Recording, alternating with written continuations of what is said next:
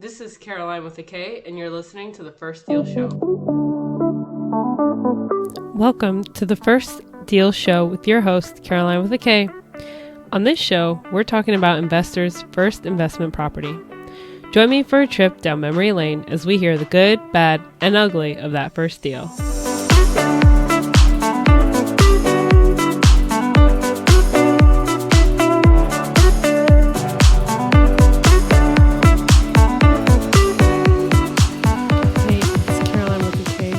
Here with another episode of the 4-part mini-series. Last episode, I introduced feelings. Ooh-wee, feelings. Just kidding. I'm so in tune with them and regularly think about my feelings because I've learned to just trust my gut. And I hope that if there's anything you take away, it's that you can learn to trust your gut too. So today we're going to get into the law of attraction. This is the last and final episode in this mindset mini-series, and I hope you guys have enjoyed the first 3 episodes. So I love the law of attraction. I fell into this last year in February, and I got into the law of attraction because I started studying feng shui. I didn't realize the effect that our environment has on us, and that the objects that we surround ourselves with are a reflection of who we are. You're probably thinking, what does the law of attraction have to do with buying my first investment property, Karoline? Seriously, you are falling off the rails. Well, let's think about it for a second. So the first episode, we talked about a mindset, right? Growth mindset and fixed mindset. And we looked at how a mindset are a set of beliefs that when you have a growth mindset, you're not fixed in this idea that you can't get any further from your talents and abilities that you already possess, right? That you can build on the skills that you already have. Then we looked at visualization. So imagining the end goal, the end game. What is it that I want to see in my life? And then how can I be in tune with that, see it, feel it, and act as if it's already happened, right? Because the mind can't distinguish between fiction and reality. Last episode, we looked at our feelings. So are we aligned with our feelings? Are we actually feeling our feelings and understanding what's going on with ourselves when we do things? Or are we suppressing them and just ignoring and just doing things to get them done without really having any enjoyment or sense or even an understanding of why it is that we're doing what we're doing? And now we're going into the space of, well, all of those things together are all based within this idea of the law of attraction. Now, the law of attraction is, there are probably hundreds of thousands of podcasts on it already, and that's not exactly my focus, but I thought I would expose any of you that are interested or are curious. Maybe I've piqued your curiosity. You can look into that stuff. But I did read this book by Mary Diamond, who is a feng shui master practitioner, but she was in the movie The Secret. I haven't actually seen the movie. I did read the book though. Mary Diamond teaches us about feng shui and how the objects that we surround ourselves with and where we place things, the things that we hold on to, all of that influences the messages that we're putting out there and as far as the person that we want to be or who we are. So every day is a new day, and today I get to make decisions that are going to reflect the future person that I'm going to become. Now, it might seem kind of foreign or sound kind of odd, like what does the things that I do today, how do they impact who I'm going to become in the future? In the intro of Mary Diamond's book, she says, the very simple law of attraction is the very simple principle that you are a human being living in a certain time and in a certain space, and that your alignment through thoughts, feelings, and actions will bring exactly to you what you have aligned yourself with. And this all ties back into my whole mindset mini-series, right? It encompasses this idea that our thoughts become things, So visualizing what we want to happen will happen.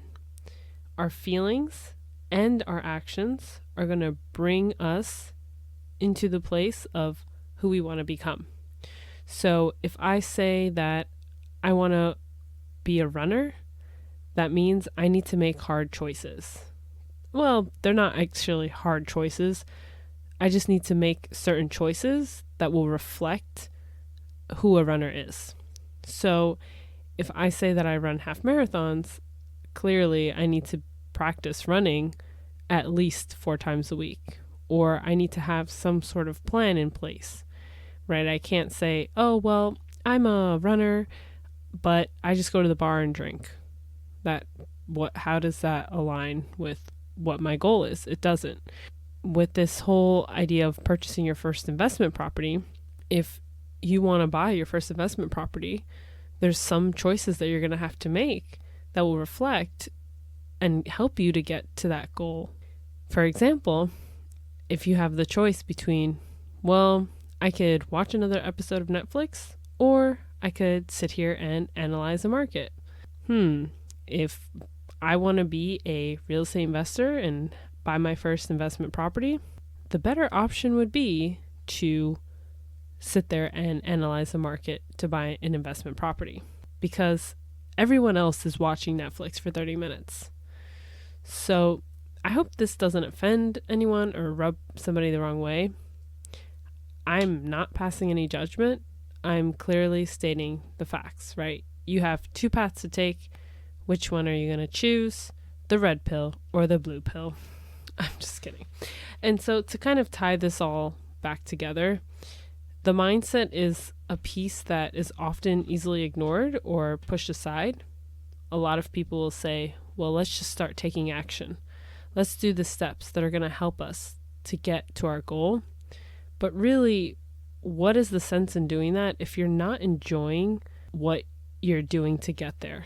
Because at the end of the day, it's not about the final goal or the last stop. It's about the process and journey in order to get there. Many of the ideas and principles that we learn about are simple. They're just not easy to implement. And part of that is practice. Another part of it is enjoyment. And finally, it's belief. The hope that by doing these things, we're going to achieve the goals and the things that we want. I honestly believe that if you're not happy doing whatever it is that you're doing, then is it worth it at the end? Is that something that I really, truly want? Or is it something that I'm doing because I believe that that's what I want, or that other people have told me that that's what I want, or because I'm comparing myself to others and that's why I'm doing this thing? I have one more quote from The Very Simple Law of Attraction by Mary Diamond you just don't know when that right time is or where the right place is. And you don't know how it is going to be delivered. Something greater than our understanding is working on this universal fulfillment. It goes back to that idea that our thoughts and actions and feelings are the 3 most important things and the only things that we can really focus on and control. So what are you surrounding yourself with? Who are the people that you're surrounding yourself with? What are the things that you're surrounding yourself with? And then what actions and steps are you taking to help you to achieve the things that you want in life? Because we are creatures of habit. And so the easier you make it and set yourself up for success in all areas of your life, by recognizing what is working and what are things that you're going to maintain to help you to achieve the things that you want, versus continuing to just do the same old things. I labeled this year, 2021, as the year of being uncomfortable. I don't know if this podcast will get released before end of year. What I do know is that this is very vulnerable for me, and just sharing my thoughts and ideas and putting it out in the world could easily be misinterpreted. Well, I'm not really going to focus on that because that's not my intention. And I truly believe that if this could just help even one person to see the possibility of what they're able to do, then that's plenty for me. At the end of the day, I know that even the students that I teach, I'm not going to influence all of them. I mean, let's be real. There are 30 kids in a classroom. There are probably a handful that just straight up won't like me for whatever reason. It's nothing personal. It's just that certain personalities like certain personalities, and that's okay. That's how the world is, really. I mean, even with my coworkers, even with some of my bosses. And so all of those people where we have this sort of rough around the edges relationship, there's nothing wrong with it. They've taught me things that I needed to learn in order to get me to the place where I am today, to be able to do something like this. I bet there are a few of you naysayers out there saying, why do we not receive exactly what we ask for? And I would push back on that and say to you, well, are you asking for what you actually want? Because I've noticed a lot of times we impose our own self-doubt on the things that we're asking for. I do this myself, and it takes a lot of energy and focus to be able to recognize, like, wait a minute, that's not what I want. Why am I second guessing myself? Oh, wait, that's exactly what's going to happen. I remember when I was interviewing for jobs to work in schools, like charter schools, and I went back and forth with an employer about the salary. And even though I knew my worth and what I wanted, I second guessed myself and I lowballed it, and I didn't even try, or I didn't wonder, well, what if they did pay me this? And what if it went well enough that they would recruit me and this would all pan out the way that I wanted? That didn't even cross my mind at the time because I didn't see the value in myself. I spent all this money in my education. I had a bachelor's, I got a master's, and yet for some reason, I still doubted that, oh yeah, a company would totally pay me this much money to be an educator because I didn't think that I was worth that. And then come to find out, there are actually charter schools that pay teachers hundreds of thousands of dollars because there are certain things that they don't have to pay for, like a pension or really good health benefits relative to the company that I work for. So I say all of this to say that I really believe in order for us to get the things that we want in life, we need to be crystal clear, because any muddling or confusion or confusing messages rather that we put out there is exactly what we're going to get back. So if I'm not clear on what it is that I want, the world is just going to give me a bumbled, jumbled thing that doesn't make any sense, to be totally honest. And so I'll leave you with this quote. Well, two quotes. The alignment you create between the universe/God and your environment is in the unconscious part of the messages you send.